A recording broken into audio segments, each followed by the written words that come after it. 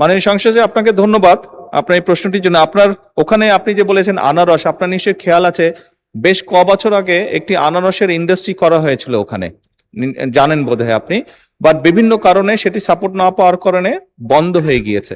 আমরা উদ্যোগ গ্রহণ করছি বিভিন্ন মিল কারখানা যেগুলো বন্ধ আছে সেগুলোকে চালু করার জন্য, এবং কৃষি খাতে যে মিল ফ্যাক্টরি আছে সেগুলোকে আমরা চেষ্টা করছি আবার চালু করার জন্য। এটি গেল একটি। দ্বিতীয়টি হচ্ছে আলাদাভাবে আপনার ওখানে হয়তো ইন্ডাস্ট্রিয়াল জোন করার পরিকল্পনাই নেই আমাদের, কিন্তু যেটা বন্ধ হয়ে গেছে সেটাকে কিভাবে চালানো যায় সেটার আমরা চেষ্টা করছি। আপনি নিশ্চয়ই খেয়াল করেছেন এই কিছুদিন আগে আমি যে চীন সফরে গিয়েছিলাম, সেই চীন সফরে আমরা একটি তাদের সাথে চুক্তি স্বাক্ষর করেছি। আমাদের দেশে যে কাঁঠাল, এটি অত্যন্ত পপুলার। চীনার মানুষরা, চাইনিজ মানুষরা তারা খুব পছন্দ করে কাঁঠাল। আমরা এই দেশ থেকে ইনশাল্লাহ তাদের কাছে আমরা কাঁঠাল রফতানি করব। এখানে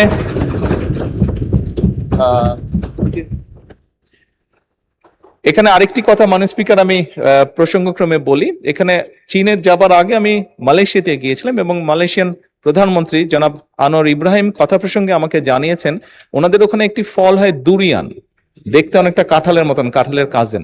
কথা প্রসঙ্গে উনি আমাকে জানিয়েছেন যে মালয়েশিয়া প্রতি বছর চায়নাতে $1 বিলিয়ন দুরিয়ান এক্সপোর্ট করে। তো তারা যদি পারে নিশ্চয়ই ইনশাল্লাহ কাঁঠালও আমরা পারবো এক্সপোর্ট করতে, এবং কাঁঠাল এক্সপোর্টের মাধ্যমে আমরা নিশ্চয়ই ইনশাল্লাহ বড় একটি বৈদেশিক মুদ্রা অর্জন করতে সক্ষম হব। ধন্যবাদ মাননীয় স্পিকার।